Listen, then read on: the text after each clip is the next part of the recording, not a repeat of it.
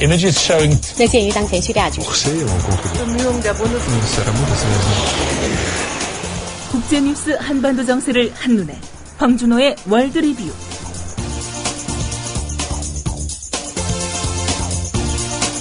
네, 밤사이의 국제뉴스 그리고 한반도 관련 소식 들어보겠습니다. 떠나요 둘이서 모든 것 훌훌 버리고. 안녕하세요, 국민TV 조합원 여러분, 제주 산책입니다. 제주 산책은 국민TV 조합원이자 토종 제주인이 운영하는 여행사로 여러분이 제주 여행을 합리적인 가격에 가실 수 있도록 도와드리고 있습니다. 금액은 얼마지? 믿을 수 있을까? 바가지 씌우지는 않을까 하는 불안들 모두 날려버릴 수 있는 여행사 제주 산책. 국민TV 조합원이자 토종 제주인이 운영하는 제주 산책. 제주도 여행을 가려고 고민 중이라면 검색창에 제주 산책, 제주 산책을 검색해보세요. 김철기 조합원 신청 광고입니다. 국민TV와 함께하는 휴대폰 쇼핑몰 T3010. 휴대폰 바꿀 때는 조합원이 운영하는 T3010에서 바꾸자. 휴대폰 쇼핑몰 T3010에서는 조합원 및 예비조합원이 휴대폰을 구입할 경우 정상 판매 이익금 중 일정액을 조합원 출자 및 증자 등으로 되돌려드립니다. 조합원이 운영하는 휴대폰 쇼핑의 성지 T3010. 문의는 070-7663-9386, 070-7663-9386. 검색창에 T3010을 입력하세요. 오늘 또 황준호 PD 자리했습니다. 안녕하십니까? 안녕하십니까? 예.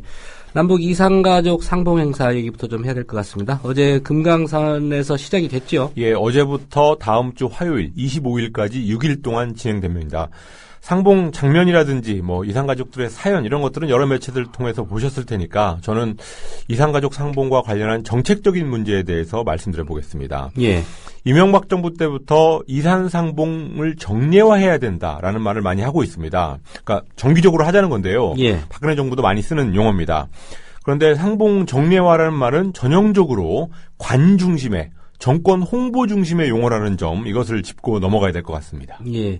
이산가족들 입장에서 본다면 정례화하면 좀 더 많이 만날 수 있을 것 같다, 이런 기대감을 갖게 하는데 문제점이 있다는 거, 이거 무슨 뜻이죠? 예, 액면 그대로만 보자면 이산가족들이 돌아가시기 전에 북한의 부모 형제들을 많이 만나게 하자라는 거니까 표면적으로는 나쁘진 않습니다. 예. 그렇지만 정례화를 주장하고 그렇지만 정례화에 호응하지 않는 북한을 비난하는 것, 이거보다 사실 더 중요한 것은 실제로 많이 만나게 하는 겁니다.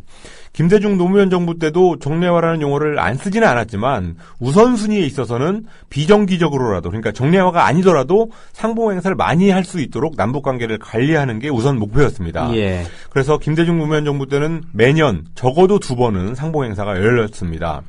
그렇지만 정례화를 그렇게 강조하던 이명박 정부 때는 5년 통틀어서 2번밖에 안 열렸습니다.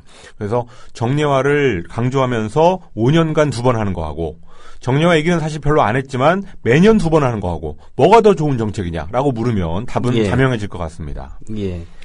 말만 했지 정례화라는 목표를 달성하지도 못했다, 이런 얘기죠? 그렇습니다. 그리고 이산가족 당사자들이 진짜로 원하는 거는 일단 만나서 딱 하룻밤만이라도 같이 자고 또 돌아와서는 편지라도 주고받을 수 있게 하는 것, 그거를 가장 원하고 있습니다. 정례화를 바란다고 말하는 이산가족 상봉들은 제가 거의 만나본 적이 없습니다. 예. 그래서 노무현 정부 때 금강산에다가 이산가족 면회소라는 숙소를 만들었던 거고요. 또 그 다음 목표는 서신 교환을 달성하는 거였습니다. 그렇지만 이명박 정부는 남북관계를 파탄내면서 면회소를 개점 휴업 상태로 만들었고, 또 서신 교환 이런 목표는 우선순위에서 크게 밀렸습니다. 예.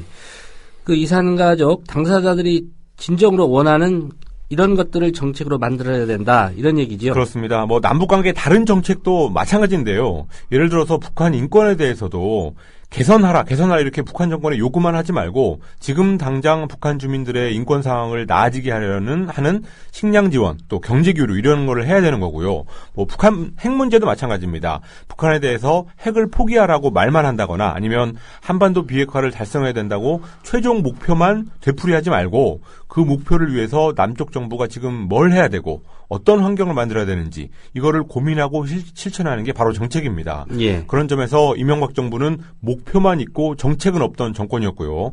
박근혜 정부도 아직까지는 그런 모습을 보이고 있습니다. 어쨌든 어떤 정책을 평가하는 데 있어서 중요한 것은 최종 목표를 얼마나 그럴듯하게 얘기하느냐 이게 아니라 그 목표를 위해서 지금 당장 어떻게 하고 있느냐 이거를 봐야 될 것 같습니다. 예. 황준호 PD도 기자 시절에 예. 금강산 이산가족 상봉행사 취재한 경험이 있는 걸로 알고 있습니다. 예. 당시 경험담 좀 얘기를 해 주시죠. 예, 저는 2006년에 한 번, 그리고 이명박 정부 첫 번째 이산가족 상봉이 있었던 2009년에 한 번, 이렇게 두 번 취재를 했었습니다. 2006년 취재 때가 가장 기억에 남는데요. 당시 이제 기자들이 화제가 되는 가족들을 하나씩 맡아서 밀착 취재를 하게 하는데, 예. 저는 다행스럽게 소설가 구보 씨의 일일이라는 소설로 유명한 월북 소설가 구보 박태원 씨의 가족을 맡았었습니다. 박태원 씨가 전쟁 중에 큰딸 하나만 데리고 월북을 했고, 박태원 씨는 2006년 당시에는 돌아가셨었는데, 남북으로 흩어졌던 자녀들이 그때 상봉을 했습니다. 근데 알고 보니까 그 박태원 씨가 서울에 두고 간 둘째 딸의 아들, 즉 박태원의 외손자가 영화감독 봉준호 씨였습니다. 봉준호 감독은 당시에 영화 괴물을 개봉을 앞둔 시점이라서 상봉행사에는 오지 않았었는데 어쨌든 제가 단지 그 가족들을 취재했다는 이유 하나만으로 박태원의 둘째 아들 그러니까 봉준호 감독의 외삼촌하고는 아직까지도 연락을 주고받는 그런 관계입니다. 예. 이게 담당해서 나중에 기자들끼리 기사를 공유합니까? 그렇습니다. 그 공동 취재단의 일원으로 갔기 때문에 다 공유합니다. 전체를. 예. 그러니까 황준호 PD는 그 월북 소설가 예. 구보 박태원 씨의 가족 담당이었다는 그렇습니다. 얘기입니다. 예. 당시에 어떤 얘기들 좀 나누셨습니까? 예, 당시에도 이런저런 말씀을 많이 하셨고요. 요즘에도 이산가족 상봉 행사가 열리기만 하면 평양에 계신 누님 얘기를 하시고요. 어제도 카톡으로 그런 인사를 주고받았습니다. 예. 근데 그분이 늘 하시는 말씀은 제가 앞서서 말씀드렸듯이 편지만 주고받았으면 좋겠다라는 겁니다. 그래서 이산가족 상봉을 한번 했던 가족들은 똑같이 그런 말씀을 하시는데요. 정부가 정말로 이산가족들의 아픔을 치유하겠다고 한다면 그 사람들이 실제로 뭘 원하는지 거기에 우선 기울여야 된다는 점 이것을 강조하고 싶습니다. 예. 정부 당국에서 좀 귀 기울여서 예. 그런 얘기들을 정책에 반영을 했으면 합니다. 네, 일본 정부가 위안부 동원의 강제성을 인정한 이른바 고노다마 이거 검증하겠다. 그러니까 없던 일로 하겠다. 예. 이런 거 시사한 거 아니겠습니까? 그렇습니다. 일본 정부 대변인인 스가 요시히데 관방장관이 어제 중의원에 출석해서 고노다마를 학술적인 관점에서 더 검토하는 것이 바람직하다라는 말을 했습니다. 고노다마는 1993년 고노 요헤이 당시 관방장관의 담화였는데요. 예. 일제시대 일본군의 위안부 강제동원, 그러니까 관에 의한 강제동원을 인정하고 사죄한 겁니다. 그렇지만 2006년에서 7년 제1차 아베 내각은 고노다마 발표 전에 일본 정부가 발견한 자료에는 일본군에 의한 위안부 강제 연행을 보여주는 직접적인 기술이 없었다라는 답변을 내각회의에서 결정을 해서 예. 고노다마를 사실상 부정했었습니다. 그런데 지금 2차 내각도 같은 판단을 하고 있다고 어제 스가 관방장관이 확인한 겁니다. 예. 그러니까 21년 전 관방장관이 발표했던 담화인데 예. 지금 현재 관방장관이 이 학술적인 관점에서 더 검토한다. 예. 이 말 자체도 좀 우습네요. 그렇습니다. 예. 담화를 학술적인 관점에서. 일본에서는 학술적인 말이라는 말을 작년부터 계속 쓰고 있는데 아베 예. 총리 같은 경우도 그 침략이라는 말은 학술적으로 정의가 다르다 이런 말을 했습니다. 예.